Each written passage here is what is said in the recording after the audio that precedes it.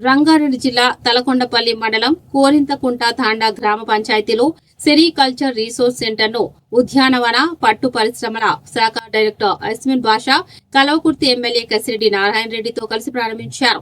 ఈ సందర్భంగా యస్మిన్ బాషా మాట్లాడుతూ రైతులు సాంప్రదాయ పంటలతో పాటు ప్రభుత్వం ఇచ్చే ప్రోత్సాహం సబ్సిడీలను ఉపయోగించుకుంటూ అధికారుల సూచనలు పాటించి సరియైన పద్ధతులతో ఉద్యానవన పంటలు పండించి మంచి లాభాలు పొందాలని వారు కోరారు. ఉద్యానవన పంటలపై పెట్టుబడి ₹1 పెడితే ₹4 లాభం వస్తుందని చెప్పారు. సెరికల్చర్ పంటలు తక్కువ సమయంలో చేతికి వస్తాయని, జాగ్రత్తగా చూసుకుంటే తక్కువ సమయంలో అధిక లాభాలు ఆశించవచ్చని అన్నారు. అనంతరం ఎమ్మెల్యే కసిరెడ్డి నారాయణ రెడ్డి మాట్లాడుతూ కల్వకుర్తి నియోజకవర్గం, రంగారెడ్డి మరియు నాగర్ కర్నూలు జిల్లాల్లోని మండలాలకు 1500 యూనిట్ల స్ప్రింక్లర్లను మంజూరు చేశాయని కోరారు. ఉద్యానవన పంటలలో మామిడి, జామ, ఇతరాతర పంటలతో పాటు ఈ మధ్య తెలంగాణ ప్రభుత్వం పామాయిల్ పంటల సాగుపై మంచి సబ్సిడీలు ఇచ్చి ప్రోత్సహిస్తుందని, తమ నియోజకవర్గంలో ఆశించిన స్థాయిలో పామాయిల్ సాగు చేస్తున్నారని, ఒకసారి సాగు చేస్తే 30 సంవత్సరాల వరకు తక్కువ పెట్టుబడితో ఎక్కువ లాభాలు పొందవచ్చని అన్నారు.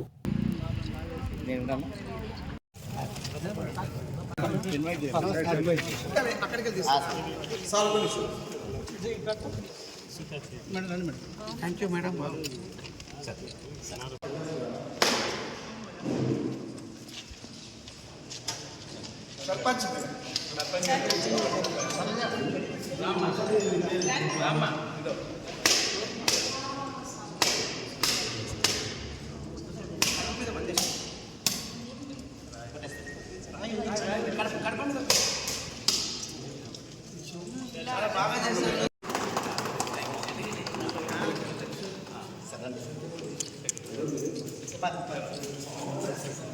नमस्ते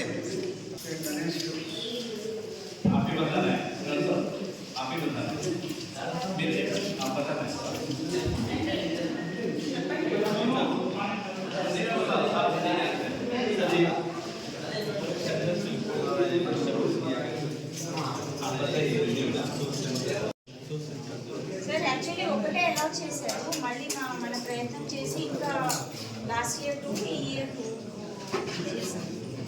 మల్బరీ ఇంకొకటి మన దీంట్లో అట్లా నేను దాన్ని ఎంచుకోవడానికి కారణం అంటే ఈ రోజు ఏదైనా పంట నష్టపోయింది అనుకోండి, ఇతర మన పత్తి, మక్క, ఇతర ఏదైనా పంటలు నష్టపోయినప్పుడు మళ్ళీ 6 నెలల వరకు మనం వెయిట్ చేయాల్సిందే.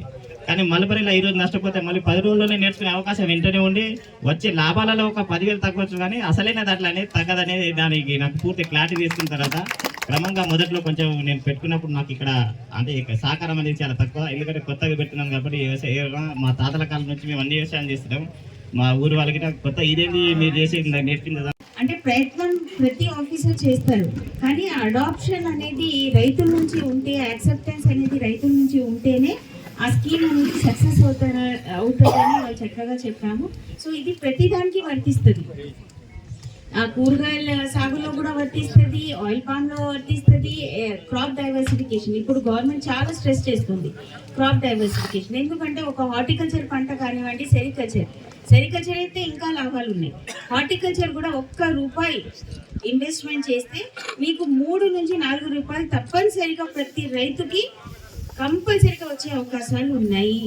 కాబట్టి అదేవిధంగా సక్రు చెప్పినట్టు ఈజియెస్ట్ ఈవెన్ కొత్తిమీర కూడా, మీరు మెంతులు కూడా రావు మనకి 21 రోజుల్లో చెప్పాలంటే, చిన్నవి వస్తాయి, బట్ చాలా ఈజీ క్రాప్. నేను ఎగ్జాంపుల్ ఇస్తున్నా, కొత్తిమీర కూడా రాదు, ఒక 10 రోజులు అది మొలుస్తుందా లేదా అని చూస్తూ ఉంటాం. తర్వాత ఒక 15-20 డేస్కి చిన్నగా మనకి కనిపిస్తుంది. బట్ దానికి వాళ్ళు చెప్పినట్టు వర్షం ఎక్కువైనా, వానలు ఎక్కువైనా, తర్వాత మనకి టెంపరేచర్ తగ్గిపోయినా అవన్నీ ఎఫెక్ట్స్ మనకి తెలిసిందే. సో అలాంటి లేని పంట ఏదైనా ఉందంటే మనకి సెరికల్చర్, సిల్క్ ట్రేడింగ్. తెలంగాణ రాష్ట్రంలో 2 రకాలైన సిల్క్ మనం పండిస్తున్నాం. ఒకటి మల్బరీ ఏదైతే మీరు చూస్తున్నారు, అదేవిధంగా టసర్ సిల్క్, ఇది అంటే వైల్డ్లో పండేది, అది టసర్ శారీస్ అంటాం మనం, చాలా కాస్ట్లీ అవి కూడా. సో అవన్నీ కూడా మనకి ఎస్ట్వల్ ఆదిలాబాద్ జిల్లాలో ఈ జంగల్లో పండుతుంది. అది అంటే లాస్ట్కి కపూన్ అయినాక మన ఆదివాసీ రైతులు దాన్ని పాపం కాపాడుకుంటారు పురుగుల్ని. తర్వాత ఎంత వాన ఉన్నా ఏమున్నా పాపం అక్కడే కూర్చొని వాటిని కాపాడుకుంటారు. ప్రభుత్వం ప్రోత్సాహం ఇచ్చినప్పుడు ఏమవుతుందంటే దీనికి ఏదో గ్యారంటీ ఉన్నట్టుంది, దీని మీద ఎక్కువ లాభం వచ్చేటట్టుగా ఉంది, దీన్ని ఒకసారి ట్రై చేద్దామని చెప్పేసి వారికి ఆలోచన వస్తుంది. కాబట్టి ఇది కూడా ఒక విధంగా మంచి ఎంకరేజ్మెంట్. కాబట్టి దీన్ని కూడా మా రైతులకు పూర్తి స్థాయిలో ఎంత డిమాండ్ ఉన్నా 400 అని కాదు, సురేష్ గారు మేడం గారు ఇక్కడ ఉన్నారు, మీ డిపార్ట్మెంట్ అంతా ఉన్నారు ఇక్కడ. కాబట్టి మరి ఎక్కువగా వచ్చేటట్టుకి ఎంత డిమాండ్ ఉంటే అక్కడ చెప్పండి.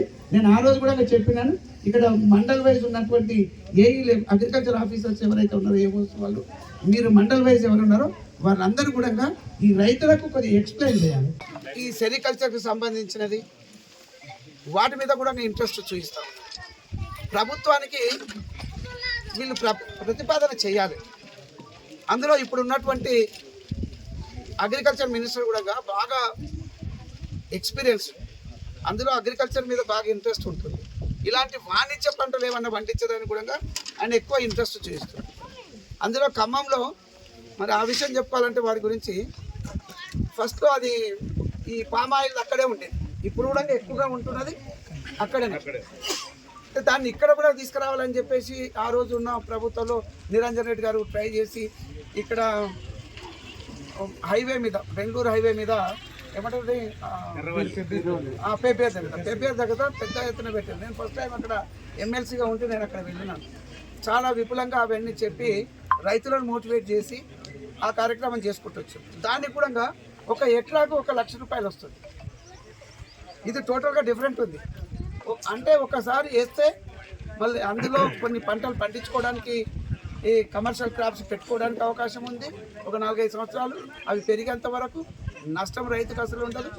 ఆ తర్వాత దాదాపుగా ఒక 30 సంవత్సరాల వరకు ఏ పెట్టుబడి ఎక్కువగా లేకుండా, మరి చాలా ఎక్కువగా లేకుండా ఉండగా 1 లక్ష రూపాయలు దాదాపుగా మరి సంవత్సరానికి ఎక్కువ బాధలు లేవు, ఎక్కువ కష్టం లేదు, ఎక్కువ పెట్టుబడి లేకుండా వస్తూ ఉంది.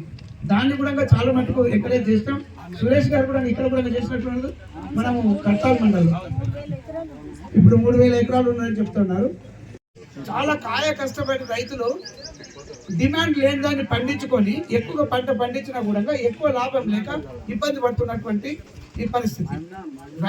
రైతులకు ఇబ్బంది కాకూడదు అంటే ప్రభుత్వం ఏదైతే ప్రోత్సహిస్తున్నారో, ఏదైతే వాణిజ్య పంటల కోసానికి ఇట్లాంటివి చెప్తా ఉన్నారో దాన్ని మనం ఫాలో అవ్వాల్సిన అవసరం ఉంది.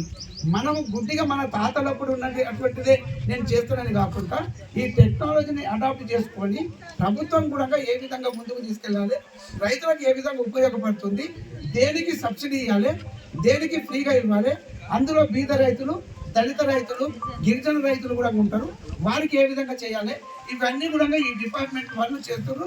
అందులో నేను ఇవన్నీ చెప్పినవి కూడా ఈ భాష గారు ఐఏఎస్ ఆఫీసర్ ఇవన్నీ కూడా వ్యవసాయం మీద మంచి, నేను అనుకునేవాడిని లేడీ ఉంది కదా, మహిళ కాబట్టి పెద్దగా వ్యవసాయం గురించి ఏంటది, కానీ చాలా డైనమిక్గా తీసుకొస్తామండి ఈ డిపార్ట్మెంట్. కాబట్టి వారి సూచనలు కావచ్చు, వీరికి ఉన్నటువంటి ఉత్సాహం, ఆ ఇంట్రెస్ట్ తోటి కూడా ముందుకు బాగా తీసుకెళ్తా ఉన్నారు. మొన్న కూడా ఏంటి తేనె గురించి తీసుకొచ్చేసేసి కడతాలలో కొంతమంది రైతులకు దాదాపుగా 140 అంటే నేను మేడం అడుగుతారు అని చెప్పి చెప్తుండే, ఇంకా చెప్పినారు ఒక 400 ఇవ్వాలని. ఆ 400కి ఏమైంది మేడం, ఒక విషయం చెప్తాను చూడండి. మాడుగుల నుంచి మా ఇంటి దగ్గరికి వస్తే కూలీ చేసుకునేటువంటి వాళ్ళకు చిన్న తక్కువగా 1/2 ఎకరా 2 ఎకరాలు ఉన్నటువంటి వాళ్ళకు ఆయన చెప్పేసేస్తే ఒకటే గ్రామంలో అక్కడ కొలుకులపల్లి, అక్కడ మండల ప్రెసిడెంట్ ఎక్కడ చెప్పుకుంటే అక్కడే చెప్పేస్తే ఆయన దగ్గరనే 300 ఆ యూనిట్లు మాకు కావాలని చెప్పినారు. అంటే ఒక్కొక్క గ్రామంలో ఇలాంటి పరిస్థితి